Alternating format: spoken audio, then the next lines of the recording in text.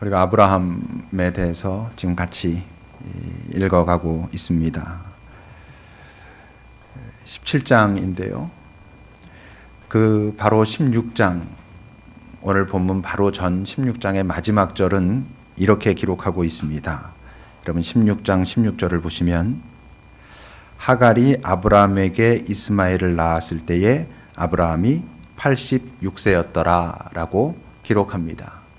그러니까 86세 때 이스마엘을 낳은 것이죠. 그리고 이제 17장으로 들어와서 17장 1절은 바로 이렇게 시작합니다. 17장 1절입니다. 아브라함이 99세 때에 여호와께서 아브라함에게 나타나셨다라고 기록하지요. 그러니까 바로 직전에 아브라함이 86세였는데 갑자기 99세가 됐습니다. 몇 년이 지났습니까? 13년이 지났습니다. 성경은 이 13년의 시간에 대해서 아무런 언급도 없습니다. 13년이면 그렇게 짧은 시간이 아니거든요. 실제로 아브라함이 하나님의 음성을 듣고 하란을 떠나서 가나안으로 가는 그 시점이 75세였습니다. 그리고 이스마엘을 낳은 게 86세니까 11년 동안의 기록이 그 앞에까지 여러 사건들이 기록되어 있잖아요. 근데 그 기록은 11년 동안의 기록을 그렇게 자세하게 기록해 놨는데 그거보다 더 긴 13년의 그 기록은 아무것도 기록되어 있지 않습니다. 뭘 의미하는 거겠습니까? 아무 일도 없었다는 것이 아니고 그 13년간의 이야기들, 많은 일들이 있었겠지만 그 일들은 하나님의 그 구속의 역사, 구원의 역사에서는 그다지 중요한 것들이 아니었다라는 것을 말하고 있는 것이죠. 성경은 우리가 다 알다시피 역사책이 아니고 하나님의 구원의 역사, 구원에 있어서의 중요한 사건들을 기록해 놓은 책입니다.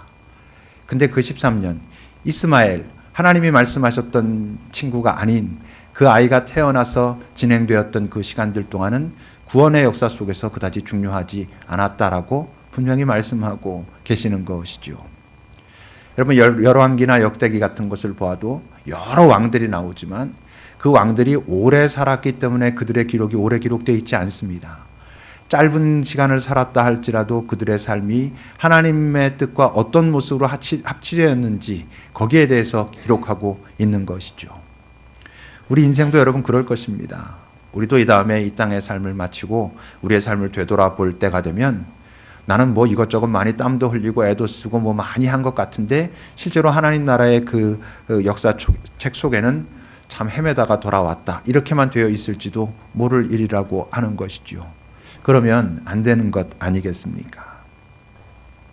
또 이 13년의 기록에 대해서 아무 언급도 하지 않고 있는 이 침묵을 바라보면서 우리가 느낄 수 있는 건 어쩌면 그 하나님의 속상함, 그렇게 하는 게 아니었는데 내가 이 사람아 그렇게 하자고 한 게 아니었는데 너는 왜 그렇게 해가지고 일을 이렇게 만들어 놓고 있느냐라고 하는 하나님의 어떤 안타까움, 그런 것들도 이 전혀 기록되어 있지 않은 이 침묵 속에 우리에게 말하고 있는 것 같습니다. 그리고 이제 13년의 시간이 지난 것이죠. 그래서 1절은 이제 다시 이렇게 시작합니다. 이제 99세 때 여호와께서 아브라함에게 나타나서 그에게 이르시는데 뭐라 말씀하시냐면 나는 전능한 하나님이다. 너는 내 앞에서 행하여 완전하라 라고 말씀하십니다. 아브라함이 완전하기 때문에 너는 이제 완전하게 행해라 라고 말씀하시는 걸까? 당연히 그렇지 않죠. 여러분 진짜 누군가 무엇인가를 사랑하면 우리는 어떤 기대를 갖게 되냐 하면 그것이 가능한 최선의 모습, 완전해지기를 우리는 바랍니다. 그렇게 돼 있어요. 내가 정말 사랑하는 아이에게 우리는 그 아이가 완전한 모습이었으면 하는 그런 바람이 있다는 것이죠. 그것을 막 강요하거나 그것에 집착해가지고 그러지 않으면 정말 애를 잡거나 이러는 것은 오히려 또 다른 것이지만 그런 기대들은 갖고 있는 것입니다. 그 기대에 도달하지 못해도 그를 핍박하거나 포기하거나 버리거나 좌절하지 않지만 그래서 진짜 사랑에는 필연적으로 기다림이라는 게 있어요. 그런 것을 기대하지만 아직 도달하지 못한 그 존재를 그냥 그대로 인정하고 조금씩 나아지는 것을 기대하는 그런 기다림이 있어요. 그래서 하나님은 또 예수님도 그렇게 말씀하셨죠. 아버지의 온전하심과 같이 너희도 온전해져라. 뭐 온전하지 않으면 너희들은 큰일 나라는 의미라기보단 지금 너희들의 그 모습에서 더 잘 성장할 수 있어. 그걸 포기하시지 않는 것이지요. 근데 문제는 이제 아무리 그렇다 그래도 우리가 어떻게 완전할 수 있겠는가 하는 것입니다. 근데 지금 이 17장 1절의 이 말씀은 영어 성경에 보면 조금 더 그 의미가 명확하게 되어 있는데요. 너는 내 앞에서 행하여 완전하라 할 때 너는 내 앞에서 행하라라는 말의 의미는 if you obey me 이렇게 되어 있습니다. 네가 내게 순종하면, 내 말을 따르면, 복종하면 이런 의미가 있고, 그 다음에 완전하라라고 하는 그 의미도 그러면 and always do right 이렇게 되어 있어요. 항상 옳은 길로 가게 될 것이다. 옳게 선택할 수 있을 것이다. 옳게 살 것이다. 그렇게 살 수 있다. 이런 말이에요. 그러니까 하나님께서 우리에게 완전하라라고 하는 것은 이 세상에서 우리가 뭐 완전함 그랬을 때 조금의 흠도 없이 모든 것을 자기 능력대로 슈퍼맨처럼 하고 할 수 있는 그런 완전체를 말하는 게 아니고 하나님의 말씀에 순종하고 그 말씀에 따라서 한 걸음 한 걸음 걸어가고 있는 그 모습이 바로 오늘 주님께서 말씀하시는 너는 내 앞에서 행해서 내 말을 따라서 그 길을 따라서 걸어와 봐라. 그럼 너희들이 내 삶이 온전한 삶의 모습을 가질 수 있을 거야 라고 말씀하고 계시는 것이죠. 마치 여러분 빌립보서 4장 13절에 보면 어떤 말씀이 있지요? 내가 그 내게 능력 주시는 자 안에서 모든 것을 할 수 있다라는 말과 같은 의미인 것입니다. 네가 내게 순종하면, 우리가 그분 안에 있으면 너는 완전할 것이다. 내가 할 수 있는 모든 것을 할 수 있다라고 하는 그런 의미가 이 안에 담겨 있다고 하는 거지요. 그런데 지금 현재 아브라함의 모습은 어떻습니까? 여러분 15절을 먼저 좀 보세요. 오늘 본문 17장 15절을 보면 하나님께서 아브라함에게 말씀하시고 그 다음엔 사레를 향한 말씀도 또 하십니다. 하나님이 또 아브라함에게 이르시되 네 아내 사레는 이름을 사레라 하지 말고 사라라고 불러라. 사라라고 하는 뜻은 모든 민족의 어머니 이런 의미를 갖고 있죠. 내가 그에게 복을 주어 그가 네게 아들을 낳아주게 하며 내가 그에게 복을 주어 그를 여러 민족의 어머니가 되게 하리니 민족의 여러 왕이 그에게서 나리라 라고 하나님께서 말씀하셨어요. 이 장면만 봐도 우리가 알 수 있는 게 있어요. 하나님께서 지금 하시고 있는 이 계약, 이 언약, 이 약속은 단지 아브라함에게만 하고 계신 말씀이 아니라는 것이죠. 사라가 앞에서 자기와는 관계없는 것처럼 여겼기 때문에 그렇게 느꼈기 때문에 자기 마음대로 선택해서 하갈을 남편한테 주고 이런 일을 하지 않아요? 근데 실제로 이 하나님의 계획은 사라를 통해서 이루시는 일이기도 했었거든요. 여러분 하나님의 계획, 그 하나님의 계획은요 거의 대부분 아마 전부일 것입니다. 한 사람만을 통해서 이루려고 하시지 않습니다. 왜냐하면 나빠지기 쉽기 때문이고 하나님의 그 계획을 왜곡하게 만들기 쉽기 때문에 그렇습니다. 한 사람만을 통해서 하신 하나님의 계획은 아마 예수 그리스도를 통한 그 본질적인 구원의 사역밖에 없을 것입니다.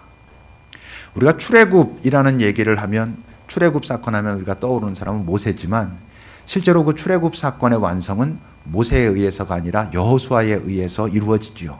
사실 여호수아만이라고 말할 수도 없는 거죠. 이스라엘의 역사 속에서 하나님께 예배하는 성전을 건축하는 장면은 매우 중요한 장면이지만 다윗이 그것을 꿈꿨지만 하나님은 다윗을 통해서가 아니라 다윗과 함께 솔로몬을 통해서 이루어 가십니다. 당신의 일을 이루어 가시는 것도 예수께서 당신의 일을 이루어 가시는 것도 한두 명의 제자가 아니라 제자들을 통해서 그 일을 이루어 가시는 것을 우리가 볼 수 있죠. 지금 이 시대도 마찬가지입니다, 여러분. 지금 이 시대도 하나님의 뜻은 개인에게 주어지지 않습니다. 공동체에 주어지고 그래서 교회가 존재하고 있는 것입니다. 여러분 급입교회의 일은 누구를 통해서 하나님께서 이루어 가시겠습니까? 목사를 통해서.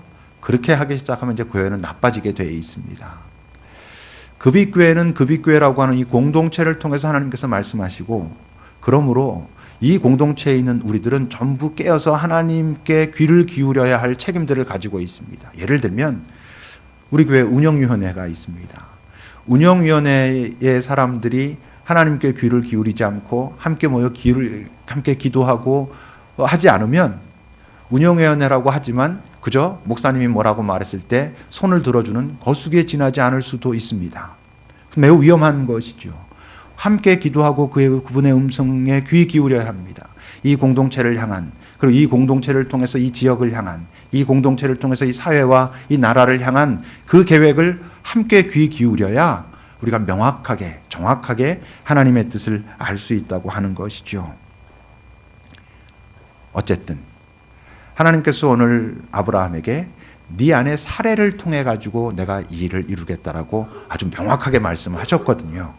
근데 지금 아브라함의 상태는 어떤가? 여러분 17절을 보세요. 본문 17장 17절부터 보면 아브라함이 그 말씀을 듣고는 엎드려 웃습니다. 겉으로 드러내놓고 막 비웃지는 못하지만 고개를 숙이고 웃고 있는 것입니다. 마음속으로 그리고 말합니다. 내가 지금 100세가 됐는데 어떻게 자식을 낳겠습니까? 사라는 지금 90세인데 자식을 낳다니 지금 하나님 무슨 말씀을 하십니까? 지금 이러고 있는 것입니다. 그러면서 뭐라 그래요? 18절을 보면 아브라함이 이에 하나님께 아뢰되 이스마엘이나 하나님 앞에 잘 살았으면 좋겠습니다 라고 말하고 있는 거예요. 이 장면을 잘 여러분 생각해 보세요. 하나님이 내가 사례를 통해서 너에게 후손을, 자식을 낳게 할 거야 라고 말씀하시는데 지금 아브라함이 웃습니다. 참, 하나님 지금 내가 100살입니다. 내 아내는 90살입니다. 그냥 이스마엘이나 그냥 잘 살게 하시지요. 뭐 이런 지금 분위기인 것입니다. 뭔가 지금 냉소적인 분위기인 거고요. 뭔가 지쳐 있는 거예요. 그냥 이스마엘이나 그냥 잘 살았으면 좋겠습니다. 이런 분위기인 것입니다. 왜 그럴까요? 성경에 전혀 기록되어 있지 않은 이스마엘이 출생하고 나서의 13년의 시간들 동안 이 가정이 여러분 어떻을 것 같습니까? 나름대로 화목하고 하나님의 뜻을 쫓아서 이렇게 걸어가는 그런 가정의 모습이었을 것 같습니까? 그렇지 않죠. 아브라함의 아내 사라는 어떤 모습이었겠어요? 더 깊은 열등감과 상처로 예민하고 히스테리컬한 모습들이 분명히 있었을 것이고, 그 이스마엘을 낳은 하갈, 여종 하갈은 여전히 자기의 신분 상승을 꿈꾸면서 아주 그 주인, 여주인 그 사라와의 그 긴장 관계, 갈등 관계를 여전히 유지하고 있을 거고, 분명히 기뻐해야 될 그 이스마엘이라고 하는 자식의 탄생은 그 가정에 어떤 분위기였겠습니까? 자기를 낳아준 엄마가 있고, 또 그 시대의 관례에 따라서 관습에 따른 또 엄마가 또 따로 있고, 그 안에 어떤 갈등이 있고, 이스마엘은 결코 그 집안에 기쁨과 즐거움을 주는 그런 대상이 지금 아닌 것이죠. 아브라함은 여전히 우유부단하고 그랬던, 그러니까 지금 이 가정의 모습은 참 힘들고 어려운, 그래서 아브라함 같은 성향의 사람은 되게 지치고 도대체 이게 뭔 짓이냐 이러고 있는, 근데 지금 하나님께서 나타나셔가지고 내가 너에게 아들을 낳아줄 거다, 네 안에 사례가 날 거야, 사라가 낳을 거야 라고 말하니까, 하나님 됐습니다. 내가 지금 100살입니다. 내 아내 90살입니다. 그냥 이스마엘이나 그냥 잘 자라가지고 우리 집안 이게 좀 문제나 좀 없었으면, 시끄럽지나 좀 않았으면 좋겠습니다. 뭐 지금 이런 분위기로 지금 아브라함이 말하고 있는 것입니다. 근데 지금 이 모습이 여기만이 아니고요, 이 전에 바로 이런 모습이 있었어요. 여러분 15장을 한번 보세요. 15장 1절과 2절을 보면 이제 하나님께서 처음 언약을 세우시는 장면이죠.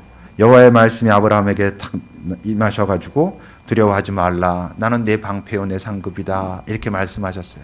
마치 지금 오늘 앞에서 나타나셔가지고 내가 너희에게 이렇게 해주겠다 뭐 이러는 장면에서, 근데 지금 2절에서 15장 2절에서 보면 아브라함이 이르되 주 여호와여 무엇을 내게 주시려 하십니까? 됐습니다. 저 이제 뭐 자식도 없고 그러니까 그냥 엘리에셀로 하겠습니다. 뭐 이러고 있는 거예요.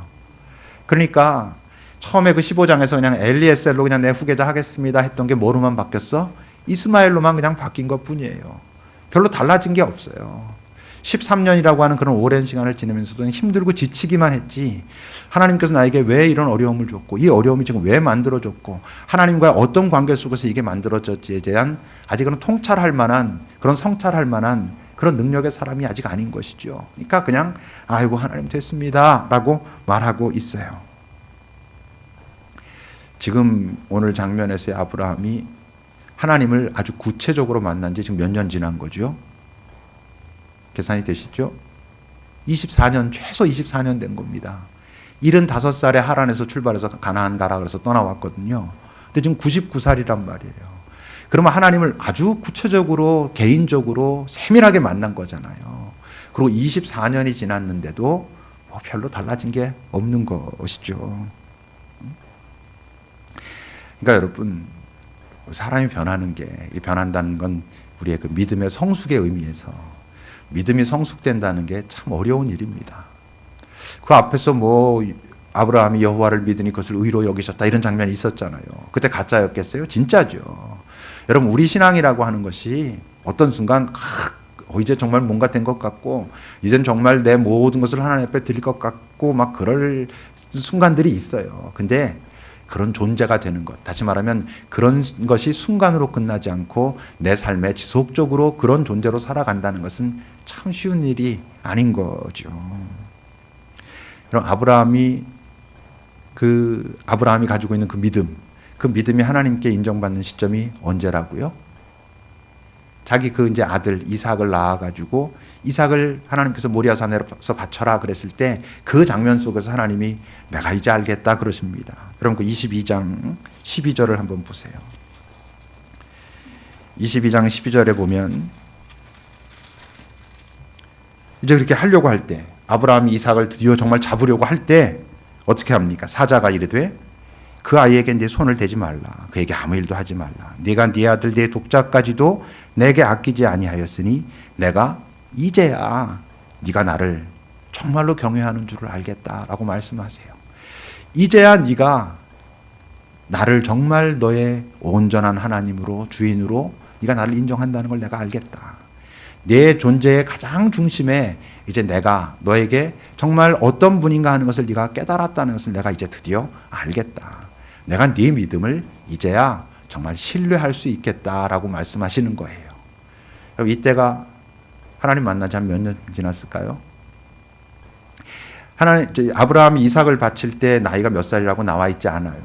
근데 그 장면 속에서 보면 22장 거기에 보면 양은 없고 이삭을 바치라 그랬으니까 나무단만 가지고 이렇게 아브라함이랑 이삭이 같이 올라가는데 그 나무단을 누구에게 지라 그러냐면 이삭에게 들고 가라고 합니다. 지금 아브라함의 입장에서 자기 아들 잡을 건데 아들이 뭐 한 6, 7살쯤 돼가지고 코 올리게 아이에게 그걸 지고 가라 그랬겠어요? 그러니까 적어도 이삭의 나이가 한 15살 이상은 됐다는 거예요. 100살 때 이삭을 낳았는데 이삭이 15살이 됐으면 75살에서 몇 년이 지난 거예요? 40년쯤 지난 거예요. 40년쯤 지나고서야 그것도 아주 세밀하게 하나님께서 그렇게 성장시켜고 나서야 내가 이제야 네가 나를 경외하는 줄 내가 이제 알겠다라고 말씀하시는 거예요. 위로가 되죠. 아브라함도 40년 걸렸으면 위로 받아야 되죠. 위로 받아야 되는데 여기서 이런 오류에 빠지면 안 됩니다. 그러니까 나 괜찮구나. 우리 민지 선생님 아직 30대려면 멀었는데 아브라함 40년 걸렸다고? 그럼 앞으로 한 10년 이상 좀 내 마음대로 해도 되겠네. 가 되면 이상해지는 것이죠. 그러라는 뜻이 아니고 하나님이 결코 포기하지 않으시는구나. 그러면서 오늘도 아브라함에게 말씀하신 것처럼 여전히 그렇게 많이 헤맸고 아직도 헤맬 만한 모습이 많이 남아있음에도 불구하고 너는 내 앞에서 행하여 완전하라 라고 말씀하시는 하나님이구나. 그래서 아브라함도 그만큼 걸렸는데 나도 이런 거 이게 하나님 앞에 죄송하긴 하지만 또 시작할 수 있구나. 그리고 지금 이 순간 또다시 하나님께서 내게 뭐라고 말씀하시는지 그것을 향해서 한 걸음 걸어갈 수는 있지만 오케이 괜찮아. 나 그냥 좀 이렇게 좀 유지해 볼래. 이거는 안 되는 것이죠. 자, 아브라함은 별로 변한 게 없어요. 아브라함은 별로 변한 게 없는데 하나님은 어떻게 되었습니까, 여러분? 하나님은 변화하시는 분이신가요? 변하십니다. 그리고 아주 세밀하고 섬세하게 변하시는 하나님이시죠. 여러분 그 15장 다시 한번 가서 3절과 4절을 보세요. 이제 아브라함이 그렇게 뭔가 좀 퉁명스럽게 말하면서 아브라함이 또 이르되 주께서 내게 씨를 주시지 않았지 않습니까? 내 집에서 길린 자가 상속자가 될 겁니다. 이렇게 말했을 때 하나님이 뭐라 그러셨죠? 아니야. 그 사람이 네 상속자가 아니고 네 몸에서 날 자가 상속자다라고 말씀하셨어요. 이렇게 말씀하실 때도 누구를 통해서 난다 그런 거였어요.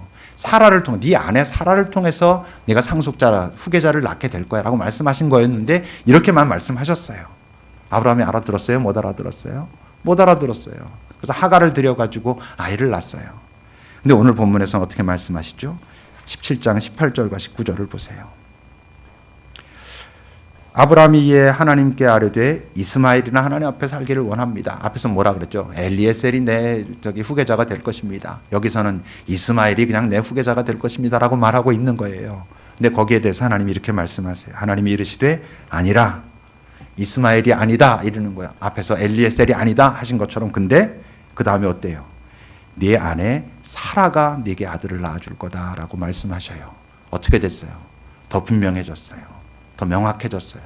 네 몸에서 날 자가 네 후계자가 될 거야라고 전에 말씀하셨던 하나님께서 아브라함이 못 알아들으니까 아니야 이 사람아, 네 아내 사라가 애를 낳을 거라고, 사라를 통해 가지고 내가 이 일을 이루어 갈 거야라고 분명하게 말씀하고 계세요.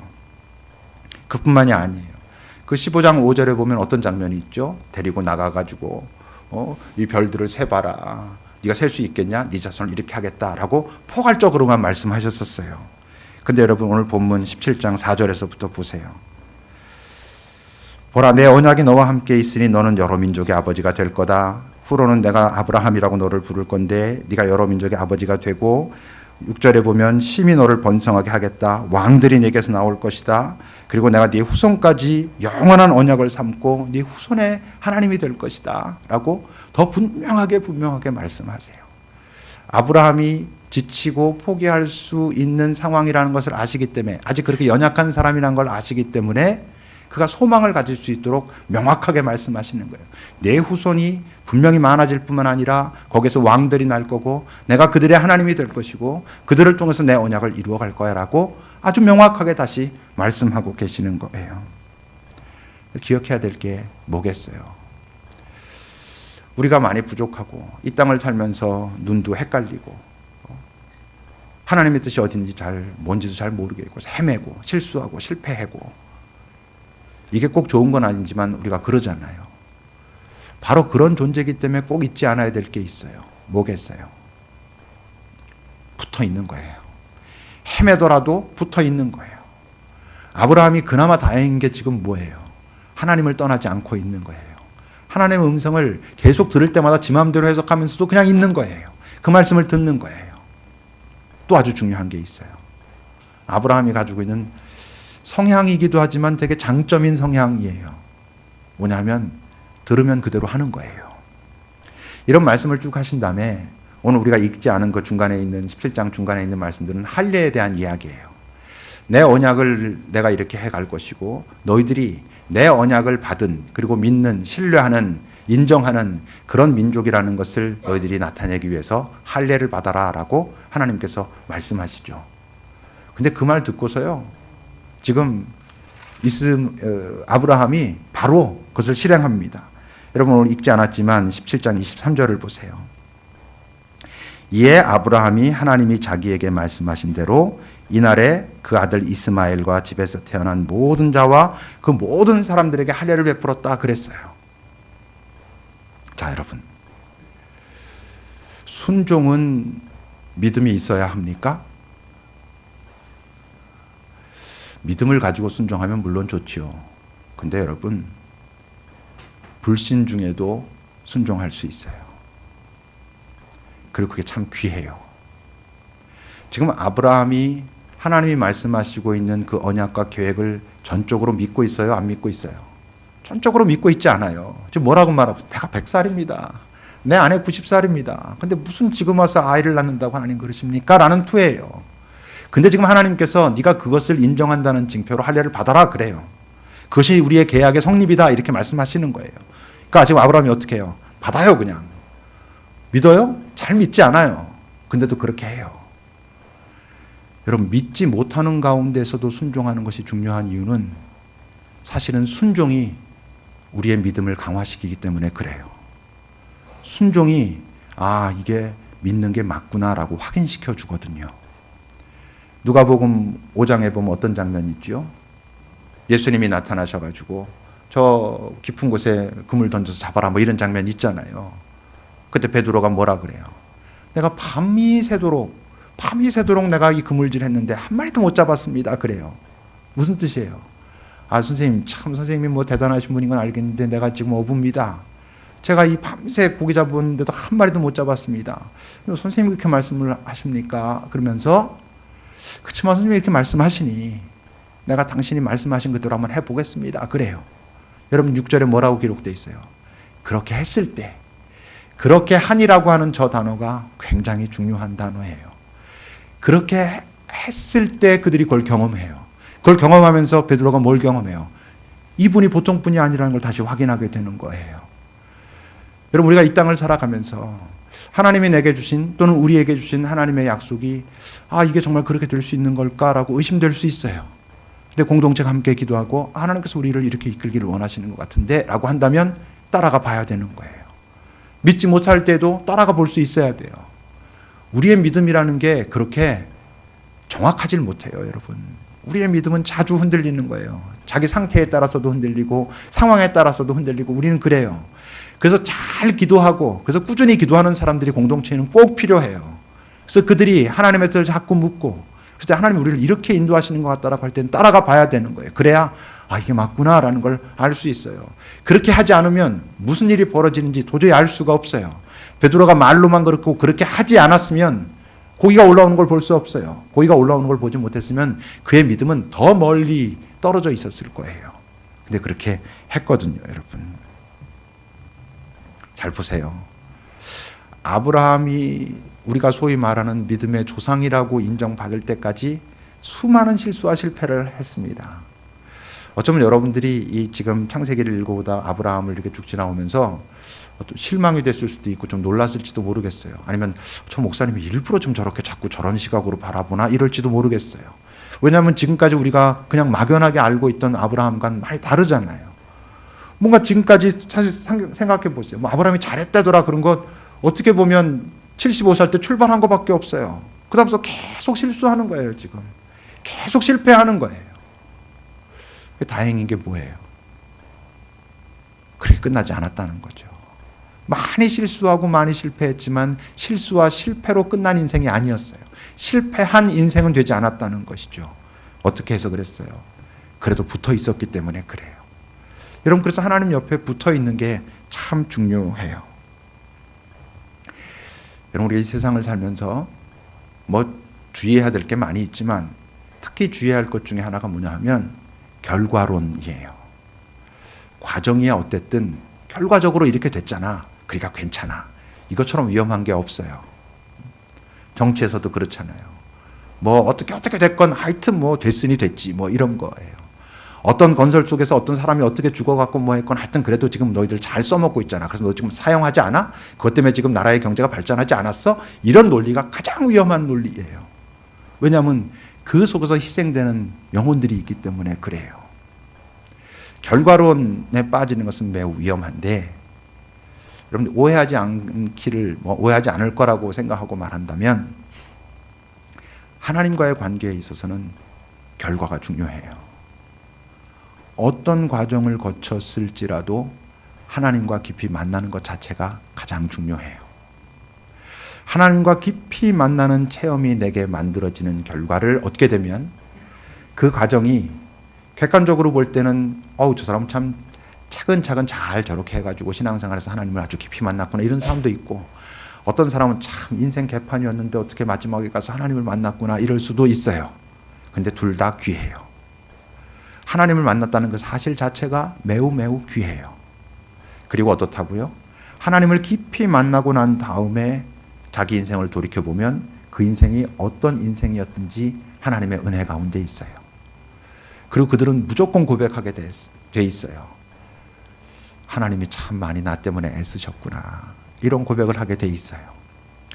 아브라함이 여러분 40년쯤 지난 다음에 이삭과의 그 장면 속에서 하나님을 깊이 만나고 확 어떤 깨달음이 있었어요. 그리고 지난 40년 하나님과 함께 했던 시간들을 바라보면 엉망이에요. 엉망이지만 그래도 그에겐 어때요? 은혜인 거예요. 감사한 거예요. 하나님이 나를 위하여 이렇게 기다리셨구나. 이렇게 참으셨구나. 이렇게 나를 섬세하게 보살피셨구나라는 걸 알아요.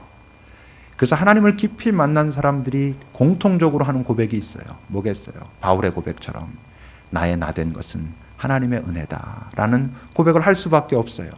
그래서 하나님을 깊이 만난 사람은 지금까지의 나의 삶에 대한 자기의가 없어요. 지금까지 나의 삶에 대해서 자기의가 남아있다는 건 아직 하나님을 깊이 만나지 못했다는 거예요. 그리고 하나님을 깊이 만났다는 또 아주 중요한 증거는 지금까지의 나의 삶이 아무리 엉망이었어도 그것이 하나님의 보호 아래에 있었구나라는 것을 인정하게 돼 있어요. 그래서 사단은 공격해요. 자, 네가 무슨 지금 하나님을 깊이 만났고 이제부터 하나님께 헌신하겠다고? 지금까지 네가 살아왔던 삶을 한번 봐라 라고 말해요. 여러분, 그럴 때 우리는 당당해야 된다 그랬죠. 그래, 맞아. 그래서 그분이 나의 주인이시고 내가 그분의 은혜를 놓칠 수가 없게 되는 것 같아.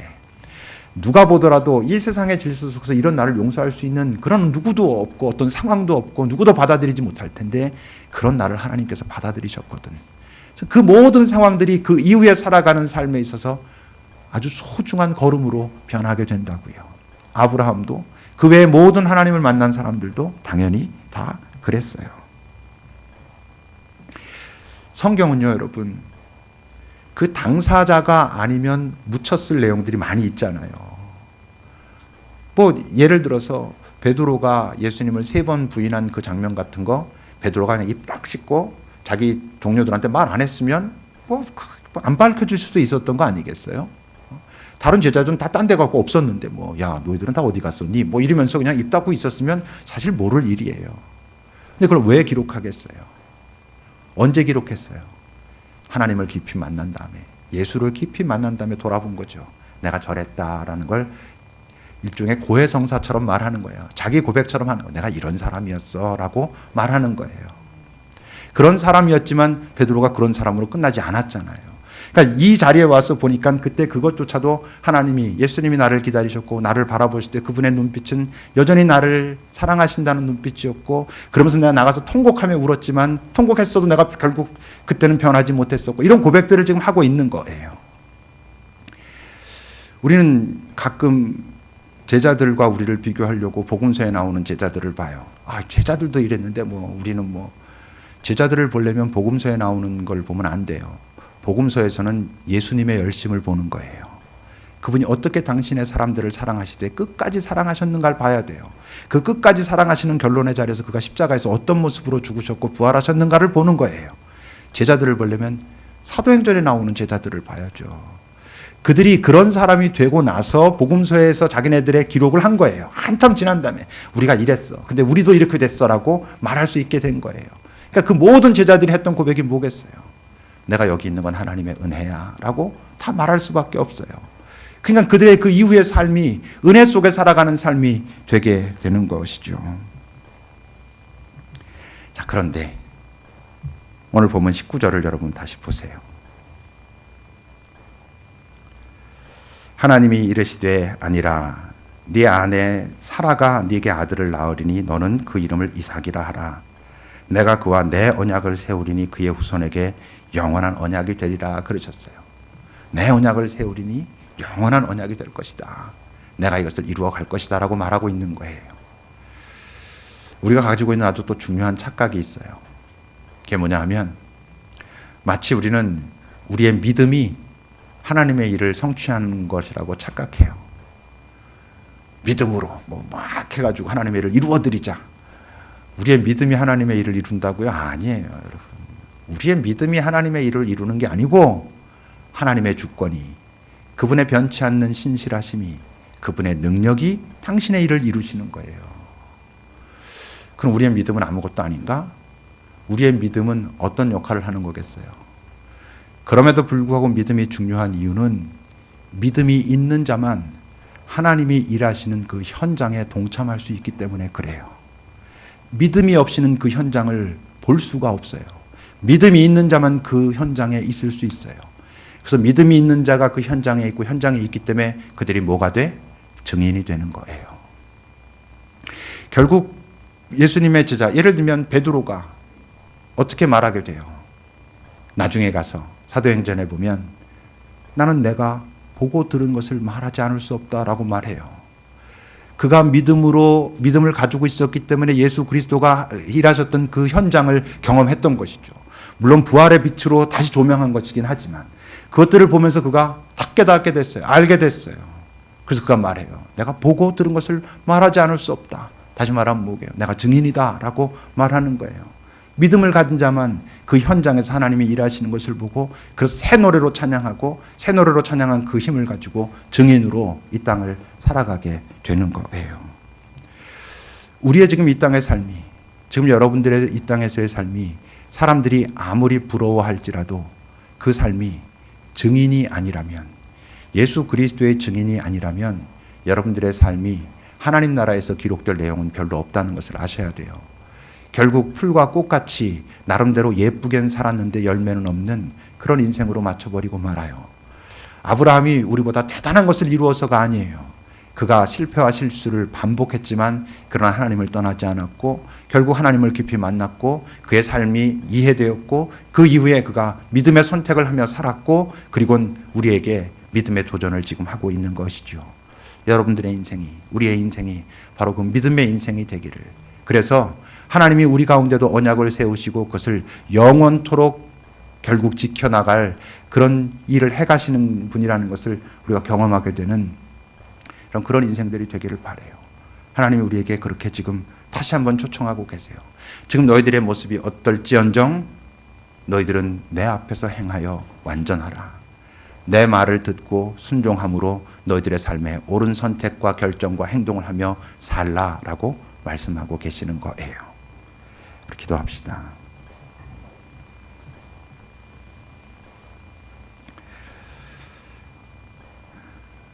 우리의 믿음, 나의 믿음, 그럼 다시 한번 잘 살펴보면서 그렇습니다, 주님. 나의 믿음이 아침 저녁으로 흔들리고 내 기분에 따라 상황에 따라 흔들리는 그런 믿음이지만 그러나 무엇보다 주님, 내가 주님을 떠나지 않도록 나를 붙드소서. 그리고 결국 내게 조금씩 더 섬세하고 자세하게 말씀하시는 주의 음성을 듣고 내가 다 믿지 못할지라도 순종하고 따라가게 하사 점점 확인하게 하시고 내가 믿음의 사람이 되어 이 땅을 주님의 증인으로 살 수 있도록 이끌어 주소서라고 우리 잠시 기도합시다.